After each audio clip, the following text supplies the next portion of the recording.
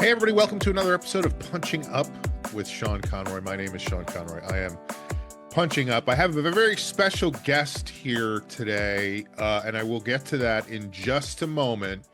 But I wanted to start by thanking people for doing what I asked. I asked in my newsletter last week, I said, could you go to Apple Podcasts and comment and rate and review and subscribe and all those things?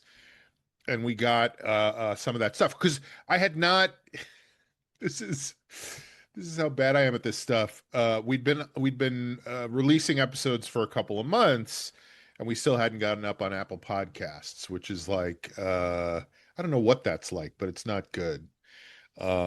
So I just wanted to read one of the comments just so people know that I'm actually paying attention to that. And if you're listening and you feel like going and writing a review and giving us stars, that would be great. So this is what somebody wrote, which I thought was very nice. It says, writing advice from a true pro. Sean has been in Hollywood for decades. This is true. I should probably start unpacking those boxes over there. He really knows his stuff. He's also hilarious and thoughtful on the mic in equal measure, which is a rare combination. Love this podcast. And that was from Molly Carver, which I'm sure is an alias for something like, Clark Kent or Peter Parker, something like that. But anyway, so if you have a chance to do that. Now, let's get into today's episode. I have a very special guest here. He is a sitcom writer. The latest thing wasn't a sitcom. It was a I don't know what, a suspense, drama, thriller, funny, all those things. I've known him for a long time. In fact, first of all, welcome Ed Herro. Thank you for being here. Thanks for having me, Sean. And Ed, if you want to go to Apple Podcasts and rate and review, that would be great. But it didn't even occur to me until last night when I was thinking about this. I think it was the first time I met you was at Go Bananas in Oh my God, Cincinnati when you that and might I be true. went there with Mike Birbiglia to basically open for him, which I think, if I recall correctly, it was like the early aughts, probably. Yeah, So almost that's how old I 25 am. years ago. And we both did stand up. And in fact, I'm quite certain that I have a tape of it. I think you taped it, and Oh I think God, I have one somewhere of, please delete that. and I study your material all the time. So just to give everybody a little background on Ed, Ed's first sitcom writing job was The Neighbors, which was about a family that moved into a suburban enclave that was completely populated by aliens. Uh, his next um, his next project was Jeff and some aliens. Apparently, you were relegated to the alien portion of show I business was at that point. typecast. Yeah, Yeah, yeah. And then you worked on American Housewife. And then, and this is the thing I want to talk about first, because let's start with the biggest of all the wins. Those are all wins, but the biggest win is you were co-creator and co-showrunner of The Sticky on Amazon, which was about the Great Canadian Maple Syrup Heist, correct? that is all true. So let's start with The Sticky, because that's the ultimate goal. For me it is anyway. I don't know about everybody who's listening to the show, but creating and running your own show is a very exciting idea. Yeah, for me, And it is the goal. It's not for everyone, which I think you just alluded to. Some people have told me, like more senior people than me in the past, have said, like, I don't, I don't want to create. That's a lot more work than I want to do. I want to be like a number two or a number three in the room not exactly as much credit, but pretty good money for a lot less work. And when you say I don't want to create, are they saying I don't even want to put my ideas out there, or are they saying what you're saying now, which is it's just too much work to be the showrunner? I think mostly the latter, but the former kind of follows. If you don't pitch, you're never going to create your own show. And Right, so I think if you don't want to be a showrunner, you don't pitch. right. Which takes the pressure off being rejected. Yeah, sure. If you don't You're right. ask the girl to the dance, she can't say no. That's true. So tell me about this. And this is sort of an obvious question, but I think, this was your first time running a show, correct? You had not Yes, been in that position. I created a pilot that we shot right before American Housewife.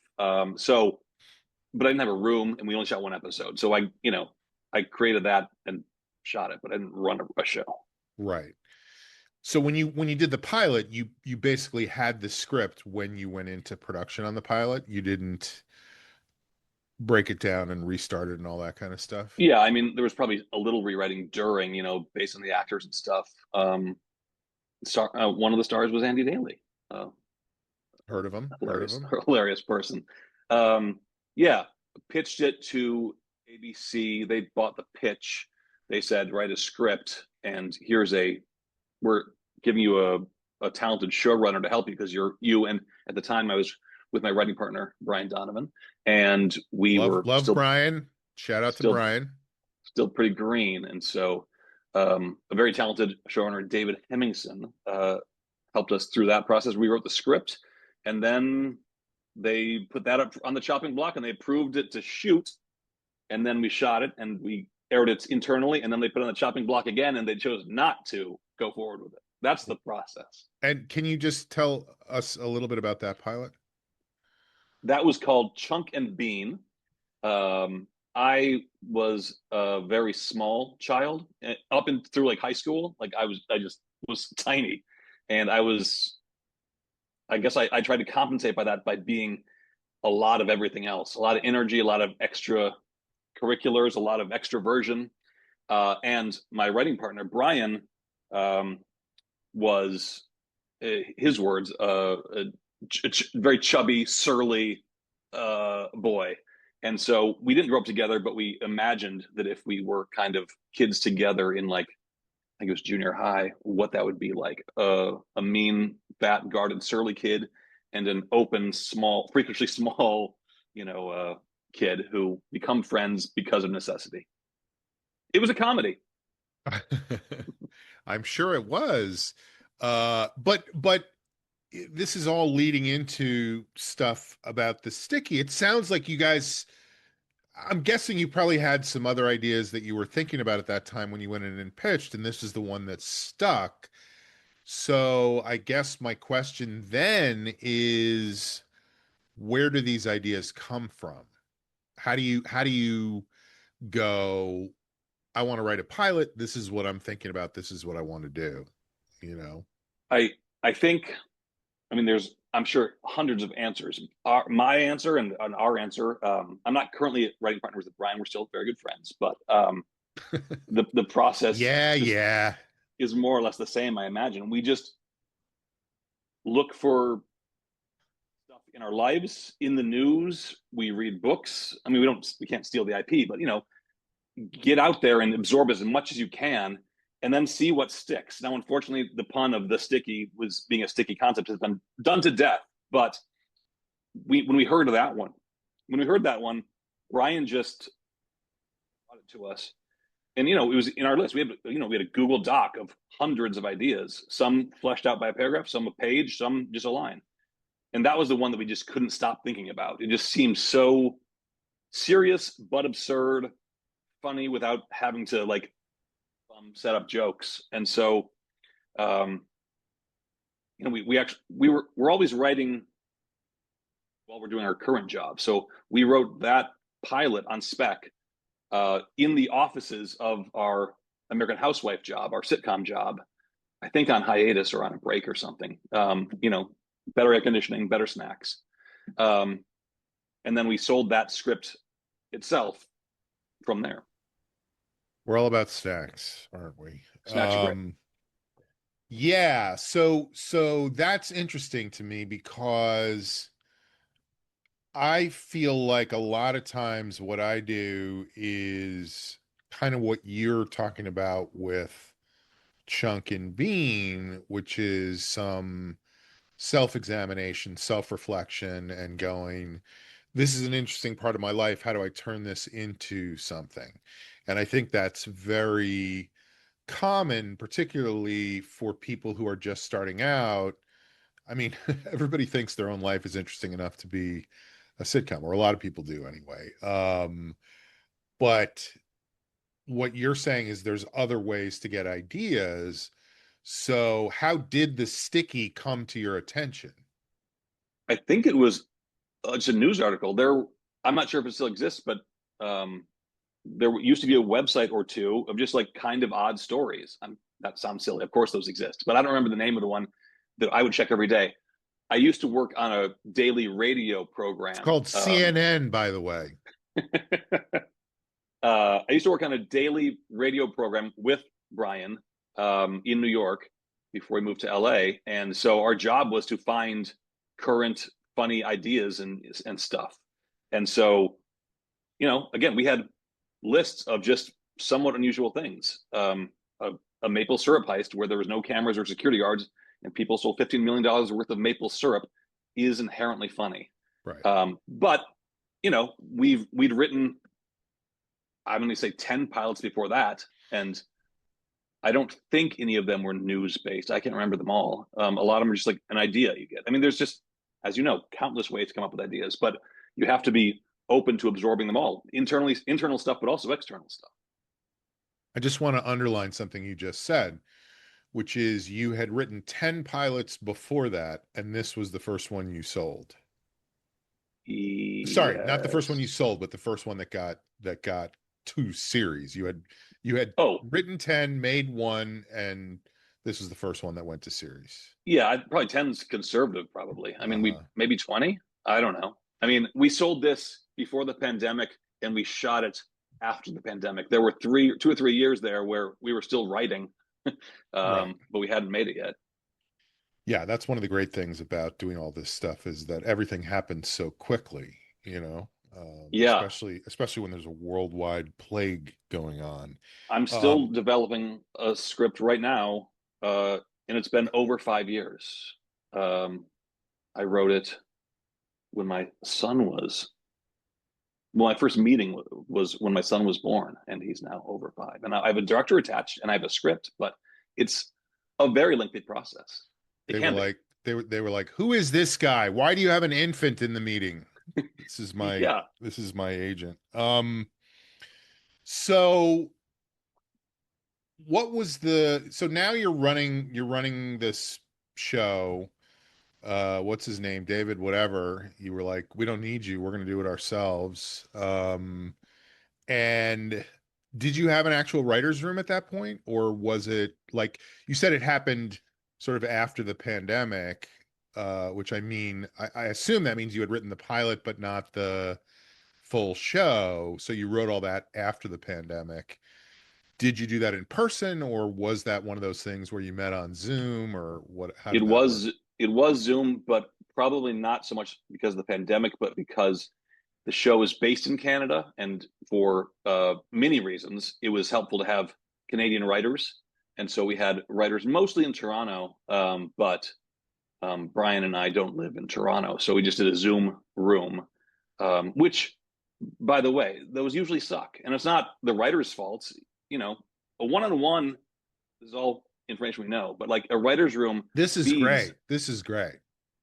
a writer's room feeds on spontaneity and building on things, and it's very hard when you're cutting each other off and not fully sure of each other. You've never met in person, you don't know each other's rhythms. It's not conducive to a writer's room. If you can have a writer's room in person, do it.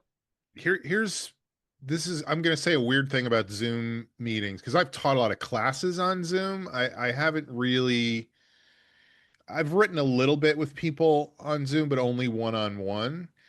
And one of the things that has struck me is when you're on Zoom, you're just looking at somebody's shoulders and head. And then when you see them in, like, I've had this happen a bunch of times where I'm like, oh my God, this guy is huge, or this woman is tiny, or, like you just have a totally different perception of people physically from what you perceive them as based on stuff like how close they're sitting to the camera or what's behind. So anyway, but you felt like this room was effective even though it was on Zoom.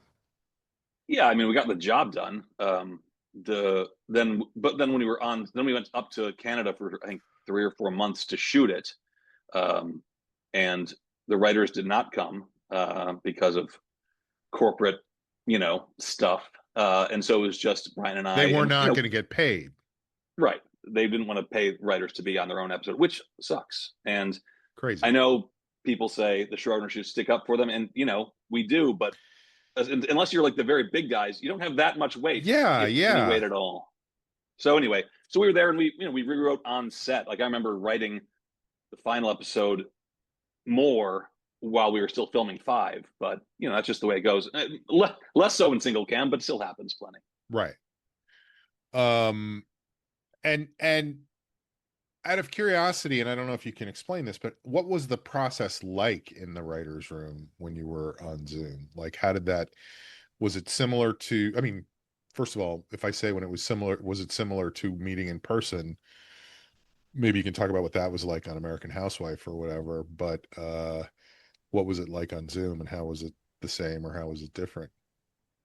Zoom is, I mean, I'm it's just kind of awful. It always feels like a shell of what it should be. I have some whiteboards in my office, but it's it's not the same as having somebody up on the board, like in the excitement of like somebody writing. Okay, that's the A story, and here's the beats, and you see different colors on the markers and stuff. No one has the same visual. We have we found we bought those online things we could all look, more or less Google Docs. There are like drawing boards you can all look at, but it's not the same energy. It's not the same excitement. Um, and it was our first time show running, so it was a learning curve for us as well. But you know, we try and say best idea wins. That's a very common phrase in our business, and I think I genuinely mean it. So like, it's not always my idea that's the correct one, but you also have some vision for your show. Like I really wanted this one thing to happen in episode five, and I pushed for it as much as I could, and it just wasn't the best thing. So we didn't do it, and it hurt me. But it would have been so much better to get to that conclusion in a room instead of like on Zoom and like over. You take a break, you all just turn your mics off and your video, and you go away. And it's not the same as like I'm gonna bring it back to snacks. Walking down the hall, you're together. You're like, I'm still thinking about that thing. There's none of that. So it just feels very Why are we out of bugles again? exactly. It just feels very stilted, and I think it's detriment to the final product Mm-hmm. and the process itself. But listen, I'm sure there are plenty of writers who say they love the Zoom. I bet there's not. I bet there's not because you're so right that there's, I mean, that's what I love about being in the writer's room is being right in people's faces and you're cutting each other off and it's like being, this is going to sound crazy, but it's like being in an improv show to a certain Not at extent. all. Not at And all then, crazy. and then going, no, let's keep that. Let's keep that, even like I have had the experience of being in the writer's room and you kind of say something joking around and then somebody else goes, wait, what if it is that? And you're like, Because words aren't as yes, precious in the room. Words are more precious on Zoom because you don't want to cut somebody off like I just did to you. It's how like dare you? there is Yeah, that energy, yeah. and there's also that energy of like, yeah, when you all 10 of you or whatever, you feel like that's like you're all happy, like that little glow, like yep, that's the thing we like, and that is so hard to translate on Zoom. I always call that, and I came up with this on my own. It turns out it's been used before. That's when you feel a strange disturbance in the force, Oh, and that's that you came up with that. that's a thing that's been around for a while. All right, so here's my last question, just about running the writers' room. What's what's something you realized about running a show? You'd worked on a bunch of shows before this. What's something you realized about running a show when you were actually running it that you didn't really think about before, if anything? Maybe you already knew it all. I And if think I think like I knew I was told all the things. You know, I'd been close enough to the number twos and the showrunners and other shows that I got it and I heard them and you know I saw them, but um, really it doesn't sink in until it's you 22 hours a day of the buck stops here. Like it, I mean, it was hard in the Zoom room, writer room before we went up there, but then there was still work to do on the scripts. But there are literally 1,000 things to do, unions to negotiate with, actors to deal with, who are all lovely on the show. But like, there's just 1,000 things, and it doesn't stop. And you know, I was on set every day, every hour, and then just jumping off to do rewrites. Like, it is incomprehensible to know until you've done it how much work there is to do a show. Now, of Right. course, on a multicam, maybe it's different. You have one stage, you're just there, and you drive to work. But like when you're shooting on set in the winter in Canada, it's just it seems compounded. And I'm assuming that there was, well, I don't know. Were you cutting episodes while you were shooting other episodes? Was it like a continue? Yeah. So you're in the middle of like three different episodes at the same time. You're prepping for the next one, you're shooting the current one, and you're trying to finish up the one that you already shot. And And you're getting all notes from different people on all of those things from different angles all the time. right. Uh so 22 hours a day, you say. I mean, it wasn't all. It was 20. I mean, I Yeah. remember we'd wake up at 5 to drive. Transport would pick us up from my apartment. We'd drive, and I wouldn't come back till like midnight or 2, and then I'd usually have to write for a Yeah. couple hours for the next day. I don't know how I did it. I'm not a But superhero. It's just what it is. You have to do it. yeah, and I would assume that there is an exhilarating feeling to that as well, that you're fully engaged, fully connected, fully involved in all this stuff at the same time. Yes, that it's kind of like not to not the real description, the medical word, but it's kind of like a mania. Like it's really good. I don't do cocaine, but I feel like that's the kind of feeling of just like, yes, this is all working. I mean, it's not all working, but it's all happening, and it's up to me and to Brian to figure it out every day, every hour. Yeah, I mean, that's not how cocaine works, but yes, Okay. okay, let's talk a little bit about your writing process. And I think I wrote this later on in this whole list, but I'm just going to bring it up now, which is you said to me once a thing that has stuck with me that I excoriate myself about all the time because I think this is true of a lot of writers. You're very good at like beating yourself up because you're Oh yeah. not doing enough or you're not working hard enough or you're not finishing enough things. And you said, and I can't remember the exact words you used, but you were basically like, there are times when I try to write four pilots in a year. And that to me, I'm a guy who writes one pilot in 4 years. So that just sounded like holy shit. And but also inspiring because I'm like, if somebody can do that, I should try to get to the place where I am able to do that. And I guess here's my first question. Are you somebody who does a lot of outlining for stuff, or are you just diving in and kind of winging it, or sort of a balance of the two? What's it like when you sit down to write something? Very, very outliney. It is. Usually, I mean, speaking of, I mentioned mania right earlier. I kind of I'm a manic depressive, not legitimately, and I'm not trying to make light of anything, but like I will go on a week or a month long binge of just being so excited to write that I'll be up until 3 in the morning writing this thing and waking up and being excited and getting out of bed to write. And that's the best feeling as a writer who's not currently hired on anything for me. But then I won't be depressed, but I just won't it won't be there. Like Stephen King he writes every day. I would like to write every day. I don't. Mm-hmm. I go through these waves of fast, furious writing, and I push out a whole bunch of stuff, and then a month or two of not at all. And I still try and use that time. I only want to write when I'm passionate about it, but I try and use the downtime to read, to watch movies, to talk to people, to take writing classes, just anything to keep a different muscle going than the actual one where you're sitting alone at a blank screen. Right. So you are sitting there and you're not writing on a particular day. You're calling Stephen King and he's like, "No, I can't play tennis. I have to write today." You're like, Yeah. "Again, could you just take a day off?" But then you have lots of other things that you fill your time with and you don't consider those things writing. So when you are writing, when you say that, like I think this is a weird thing too, where people go, "I use those days to write." And I think a lot of people think of to write as sitting down in front of the computer and typing dialogue into a script. Is that what you're saying, or are you talking about various aspects of the Well, process?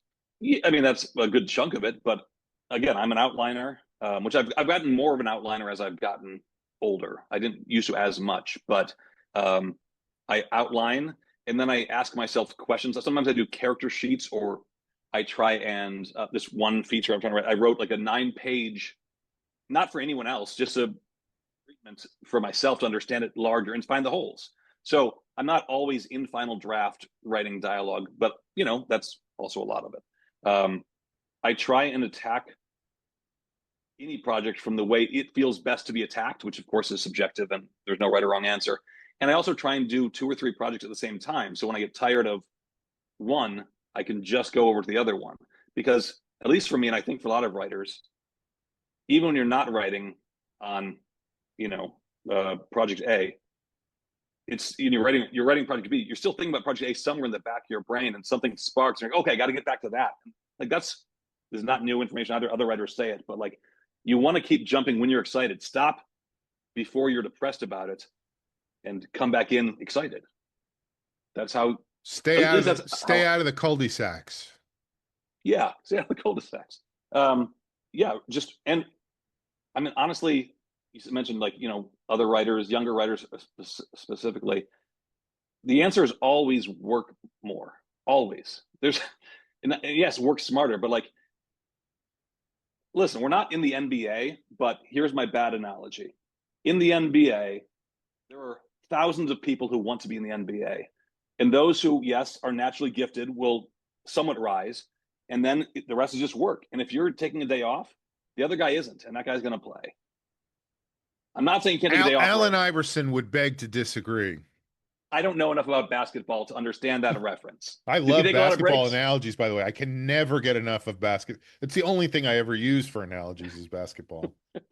But like right now, especially today, there's like probably 6 writing jobs in Hollywood, 6 total. Yeah. The Golden Peak, there was 600. But if you're not writing today, there's 1,000 other people who are. And even if that script that they write doesn't go anywhere, they're getting practice. They're getting better at writing. Every script, almost every script you write is going to be better than the last one, at least in some ways. And so keep keep writing always. Keep always thinking about it. And if you're not writing, absorb stuff. I think Read a great fucking book. yeah, I think the thing about everyone being better than the last one is really good because and I certainly suffer from this is becoming obsessed with making one script perfect Yeah, and spending way too much time on that one thing instead of going, okay, it's good. I'm going to move on. I'm going to start something new, and I'm not going to make the same mistakes I made with the last one, and I'm just going to keep going. And I think that's, again, speaking only for myself, that's very difficult to let go of things like that and go, I loved this idea. I've executed it. What's the next thing I'm going to do?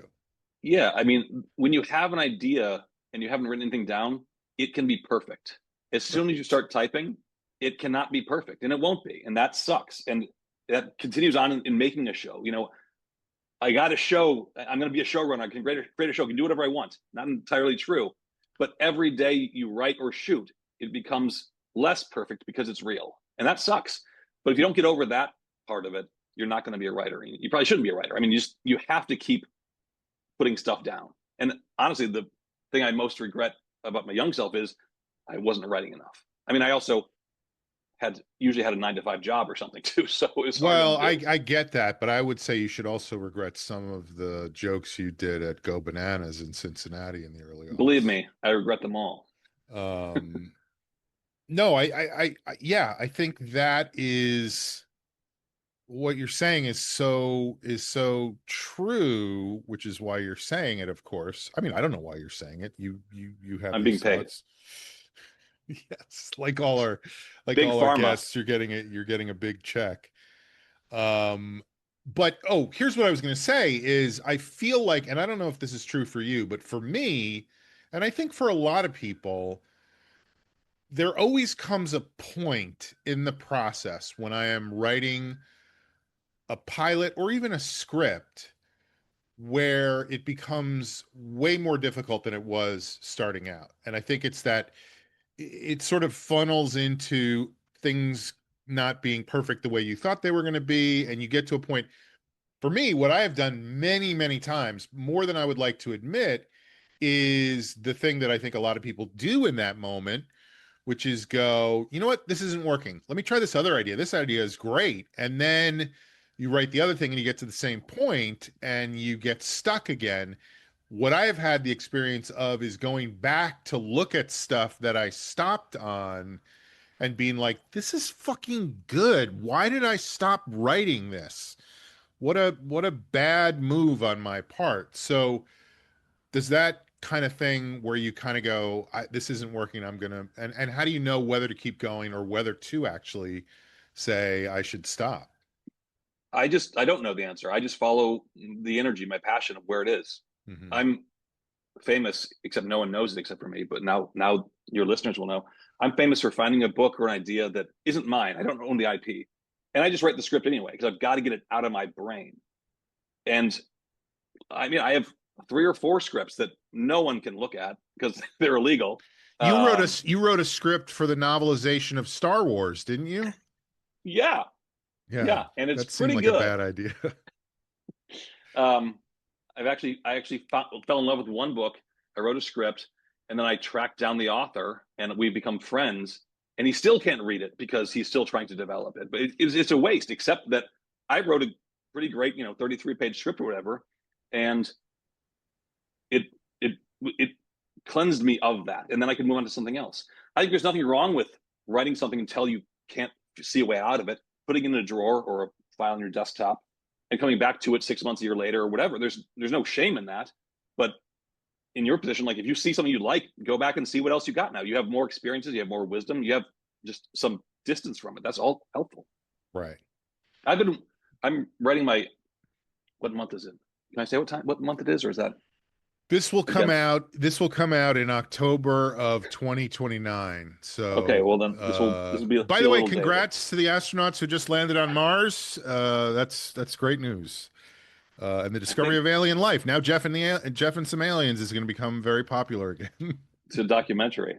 Yes. It's end of March, and I was just right before I came on. I was finishing my I think my third script of the year because I'm in that manic stage, and they're features, which is not usually what I Third do. script of this year? Yeah, because Jesus I'm Christ, Ed, you make me writing. feel ashamed of myself. Oh no, not to make you ashamed. It just if one of the thing I was writing just before this interview, it's been an idea I've had for 5 years in my head, and I was scared of it not being perfect. It's this thing that will never sell, but it's a passion project, and it won't stop nagging me. And so I was like, "Fuck it," and I just started writing it, and now it's there. It's 100 and I think 133 pages right now, which is too long, and it's not good yet, but it's there. And everyone says the blank page is the scariest. I guess that's true, but just the fear is the scariest thing for me. Like doing it, showing the script, you're not afraid of it is helpful to me. Yeah. Yeah, I just went back and looked at a romantic comedy I wrote with somebody about 25 years ago, and we thought it was great. And there's lots of great things about it, but it is 119 pages long, which is like 30 pages too long for like anybody who reads those things would look at that and go, "Fuck these people. I'm not reading this." Um, but what you're saying is interesting to me because I find you an interesting person, but also because you know, my brain works the way you're supposed to let your brain work in Hollywood, which is is it worth doing this? If it's IP, you're never going to get the rights to it. So why would you? But I literally have a shelf full of books that I'm like, this would make an amazing screenplay. This would make an amazing. So, and what you get from that is, I think, like you said, everything you write will make the next thing better. So even if it's not something that you're able to sell, you get to do the thing you want. It's almost like writing a spec script for a show that already exists, where that episode is never going to get made, but you get to do the things with the characters that you love that are fun to do. It's also just really good exercise. The book sticks with you because it's already well told by someone who's very good at telling that story. So the job is in some ways easier. In some ways, it's harder and different. But Mm-hmm. here's a thing I just thought of, which is genius. If you're a young writer and just like feeling, what should I write? I need a script.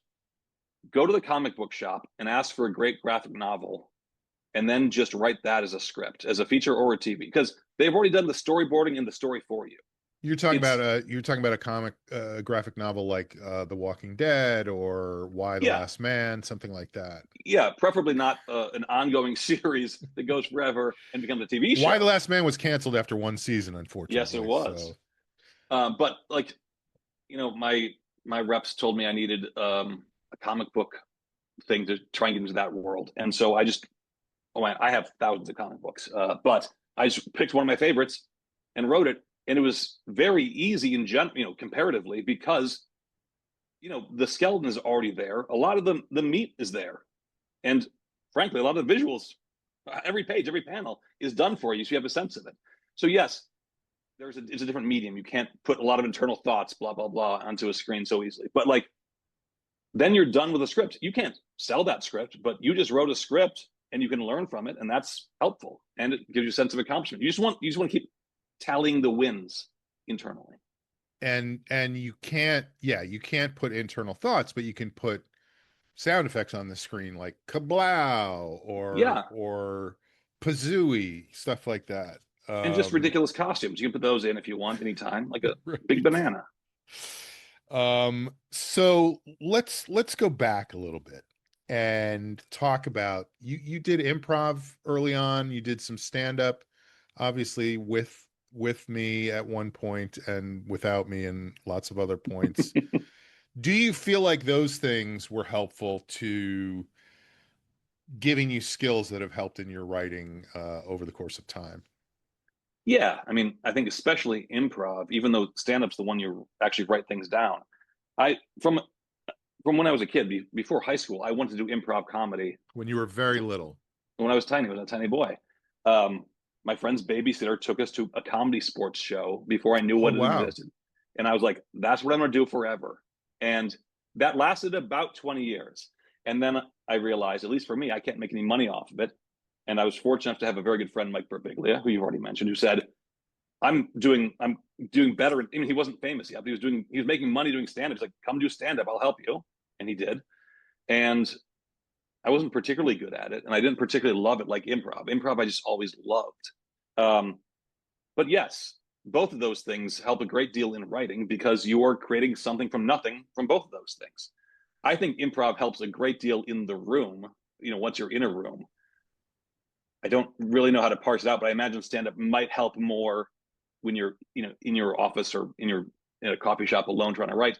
But Well, that's it not maybe also true stand up either. also helps you just learn how to structure a hard joke, which when you're writing sitcoms is helpful. Like I kind of am agreeing with you that improv is way more helpful in the room.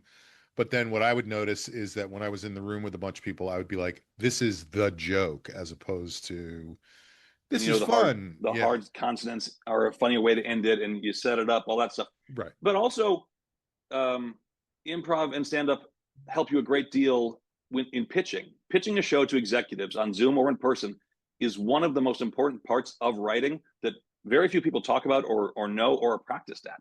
I like to think I'm a very good pitcher because I've been on stage for years and I am excited and I know how to stress a joke and land a joke and all that stuff. But you're telling 22 minutes of this story. You're asking them to more or less invest millions of dollars in it off a 22-minute pitch. and I haven't seen a lot of writers pitch because I'm not invited to those things. But from what I can gather, a lot of them just kind of like monotone read off a sheet. I imagine that's death.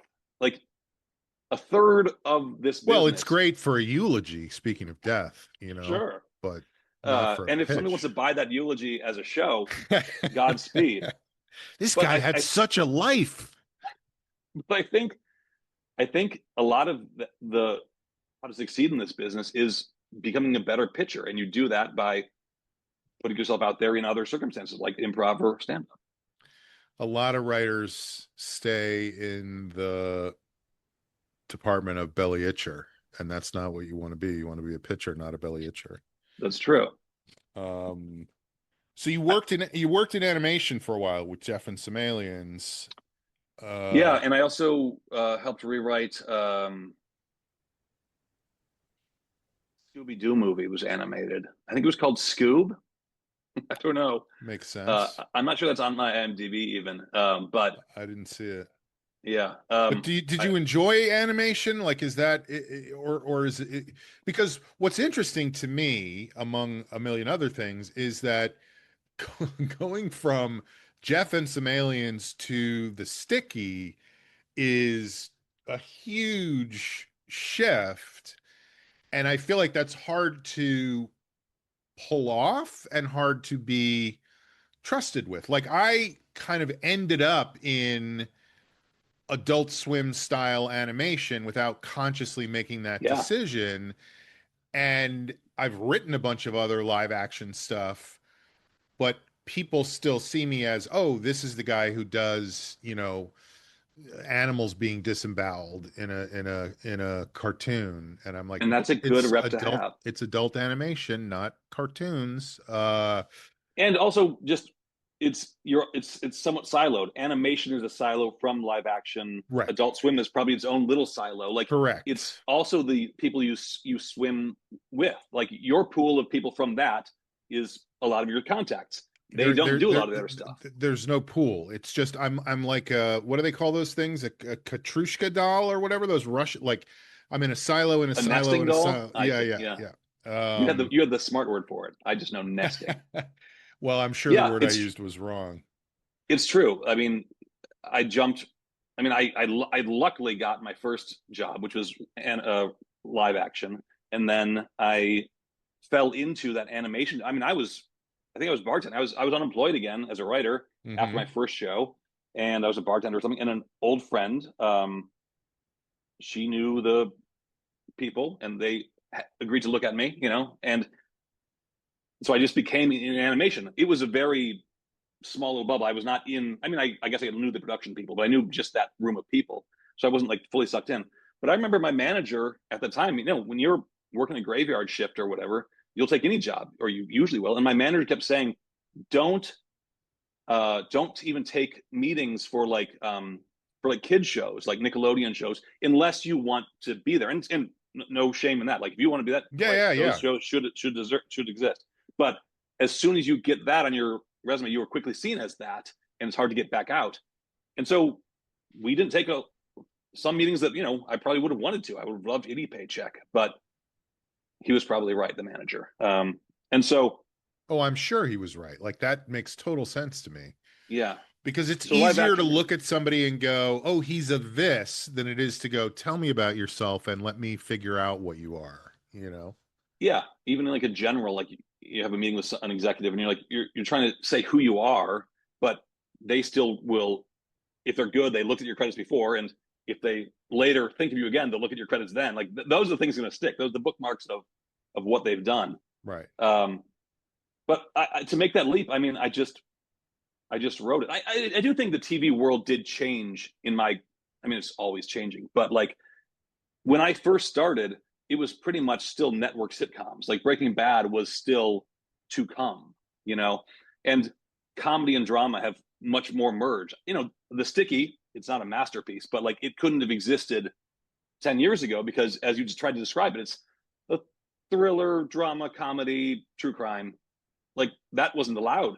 There was only like two silos 20 years ago, comedy Right. and drama, half hour and hour. And now that is blurred for the better and worse. And streaming has also allowed an episode could be 40 minutes or it could be 22 or whatever. And that Right. helps. Right, which also confuses people who are starting out because they're like, well, why do I have to write the script to be only 28 pages or 30 pages? I could write 50 pages and they do it on streaming all the time. And I'm like, no, no, no. When you sell it and you go into production, then you can do that. But when you're just trying to get people to read your script, you can't do that. You got to know the rules before you can break them, as I'm sure you told 1,000 people. Hmm. And yeah, I mean, I just asked my wife how long a feature can be, and we both came up with a number. I'm not even going to say it, but like I wouldn't 69? 16. That's always my number answer. Hmm. You could maybe get away with a 31 page spec script for somebody to read, but yeah, I think 28, 29 is a sweet spot because no one wants to read anything. Well, and I always think about it in terms of because I did this. I've had to read so many scripts for Yes, you hiring have. people on shows that the first thing you do is look at the page count, and if it's off even by one, it plants a seed, and you go, okay, let's see.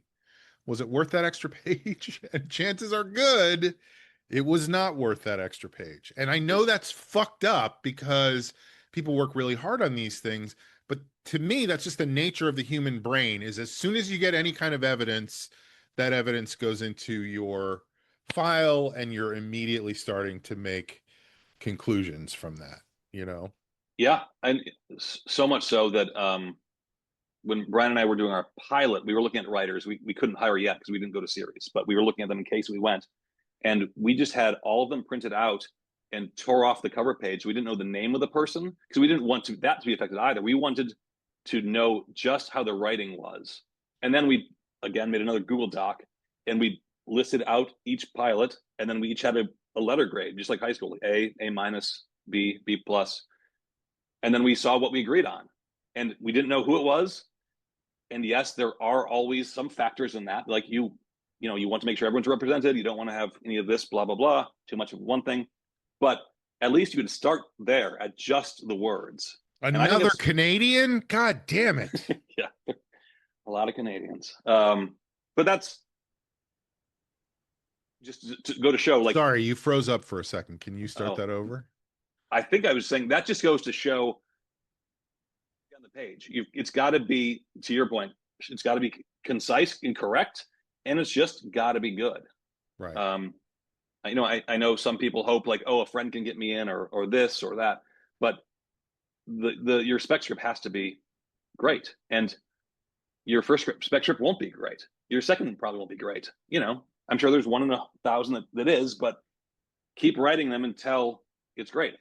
Find trusted friends anywhere you can who you trust. Not even for everything. Like maybe you don't have a friend you trust for jokes, but you trust for story, or you trust this person for, I don't know, kid jokes, and this person for other jokes. Like get a silo. I've kind of worn through my silo right now because I keep sending them scripts, so I've got to like take a break. But I have like 4 people who I can like your honest opinion, and there's a whole nother discussion. Taking notes from friends or executives, that's a whole nother ball of wax. But take people's notes in because they're the audience. Yeah. Taking notes is hard. By the way, I would always rip the first page off the scripts that I got as well. And then I would put a new cover page on with a very funny name so that I would be biased towards thinking the script was funny. Like, oh, this one's from Club Roy Bilbon. Let's see what it says. Even if that process works for you, Sean, go for it. It seems like a lot of extra work. I hired 50 writers one year because they all had such funny names. All right, Ed. A few more things. What is the single best piece of advice you have ever gotten in the writer's room? Like, I feel like when I started out, there were lots of writers in the writer's room who had way more experience than I did.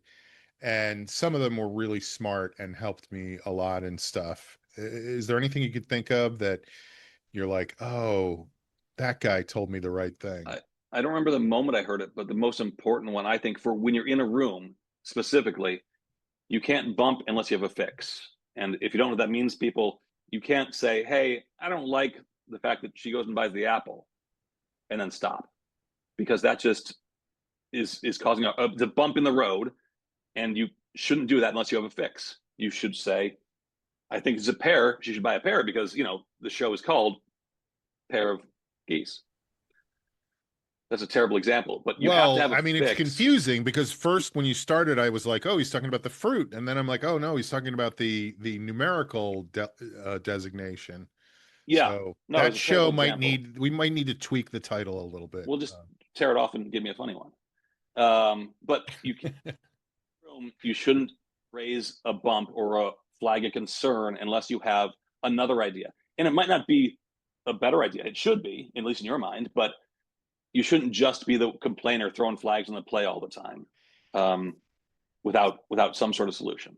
For a couple reasons. One, because it's not helpful, and two, and I say this from my own perspective, it irritates the shit Yeah, out of me, and it makes me not like that person. I'm like, your Jesus Christ, why are you being such a pain in the ass? You your know? first job in the writers' room is to help the show. The second and almost equally important job is to be liked enough that you'll get hired on either the next season or somebody else's show when they leave this show. Right. And so, yeah, don't be just the complainer, the person. Like, have fixes. I mean, be funny, of course, but like, don't just say no. That idea stinks. That's fuck you. And there's plenty of Um, people who do that. oh, lots. There's always at least one and sometimes two people like that in the room where you're just like, how did this person end up here?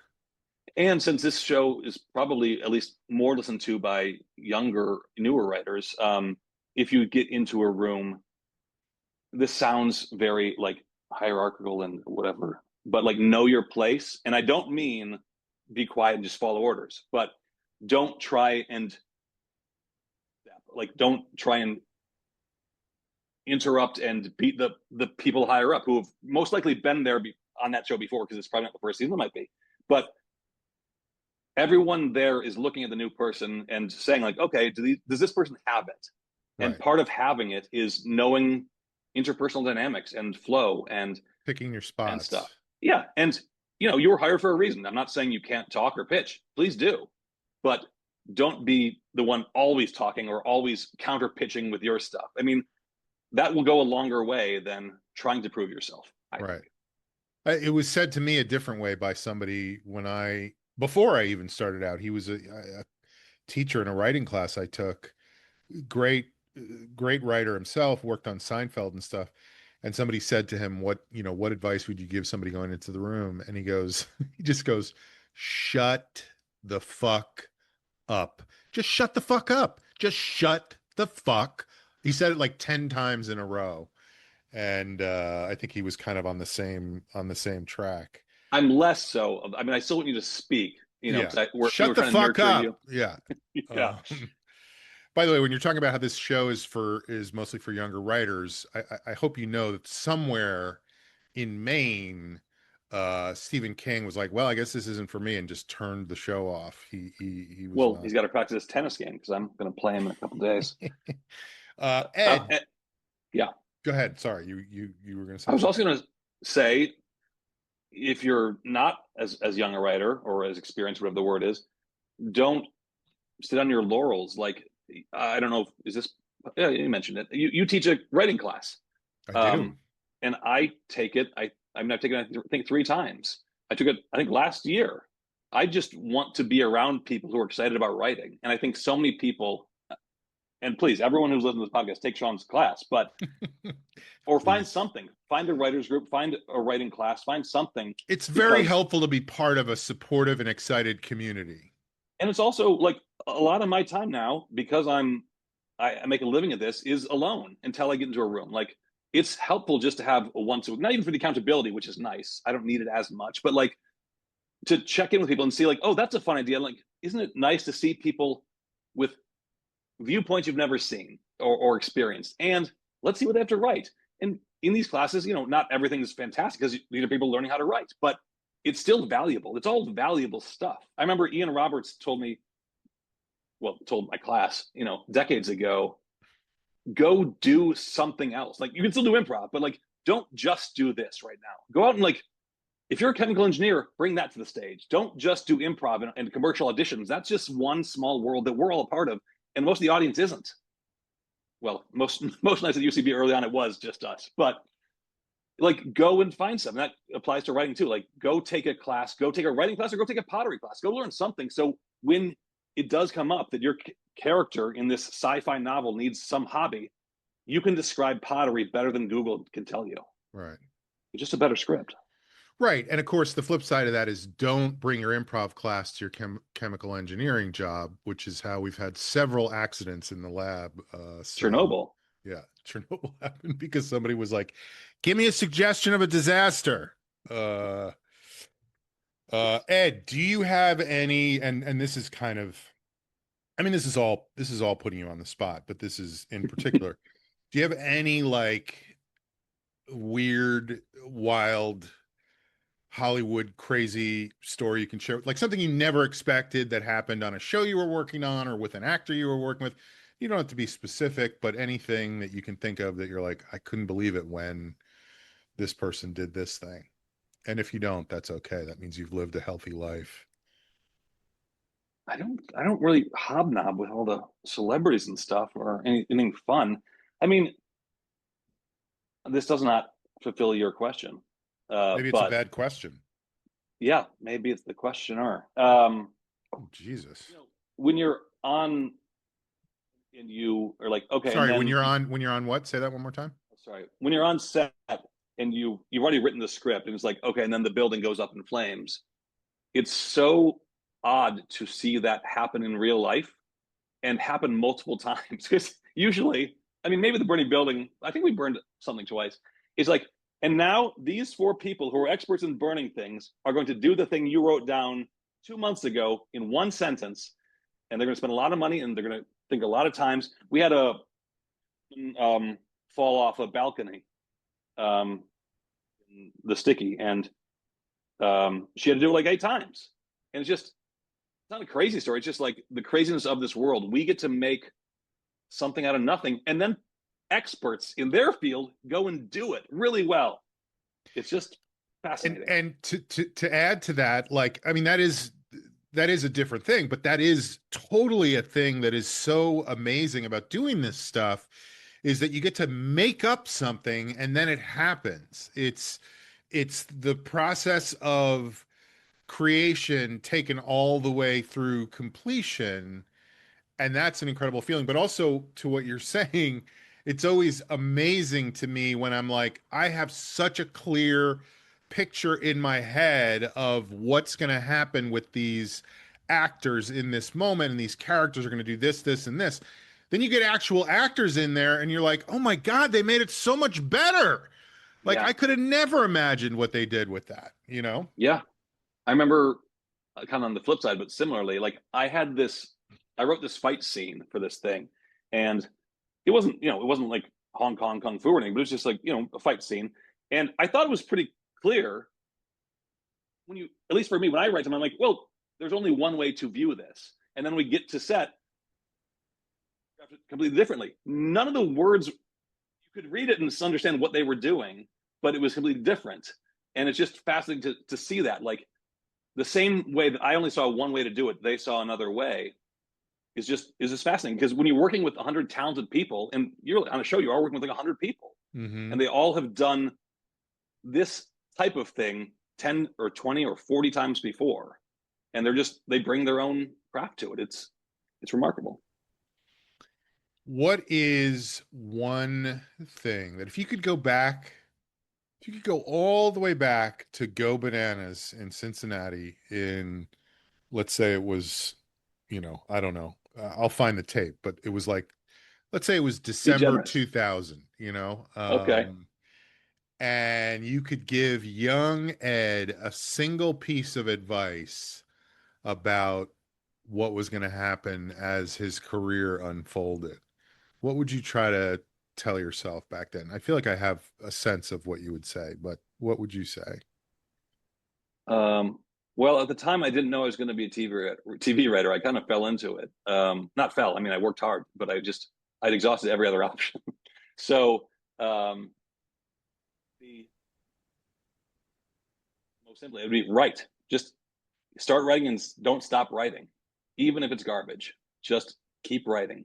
I think so much of the time I spent in New York, not moving to LA, and then LA, I was working night shift, and I'd come home and try and write, and then I'd go back to work or whatever, or I'd want to go out and see friends. All healthy things to do. You want to have a nice balanced life, but like I wasted so many hours not writing when I was there with that sole intention to write. And there's only one way you're going to get a job. There's only one way you're going to get paid, and that's writing. So Yeah. put the fear aside as best you can and write. If you had been able to go back and give that advice to young Ed at Go Bananas, I hope it would have been in the green room while I was sitting there so that I could get that same advice. You kicked me out of the green room. You were very particular about your space. Well, I did not want you eating the celery sticks. Sure. Yeah. Oh, you think they gave us vegetables back then? Yeah, yeah. I played Appleton, Wisconsin, a great comedy club. But I was so poor that the deal was you could have free beer and free nachos. And so I wouldn't eat all day, and then I would eat nachos all night for like 3 or 4 days straight. Are you from Wisconsin? I can't remember. I am, yeah, Madison, Wisconsin. Yeah. Yeah. You seem like one of those people. Ed, I appreciate you mentioning my classes. I will say that I have classes forming right now. If people are interested, you can look at my website, SeanConroy.com, find out, sign up for my newsletter while you're there.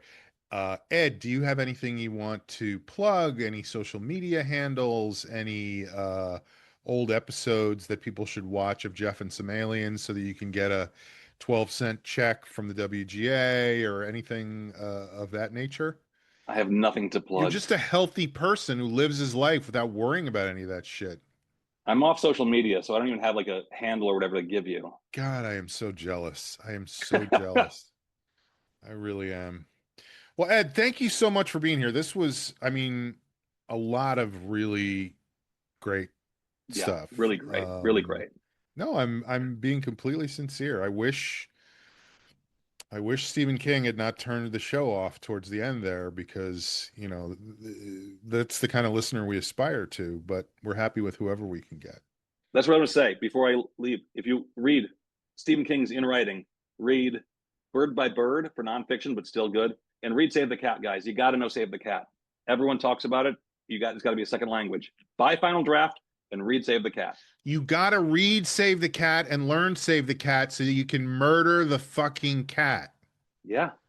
And by the way, Anne Lamott, who wrote Bird by Bird, I think just came out with another book that she wrote with her husband about writing. And I haven't read it yet, but I've heard great things. And I don't have a title either. So that's not very helpful. Good but luck, Anne Lamott. Yeah. Ed Herro, everybody, thank you for being here, Ed. I will see you back in Cincinnati, and we'll have a great time. Thanks for being here. Thank you.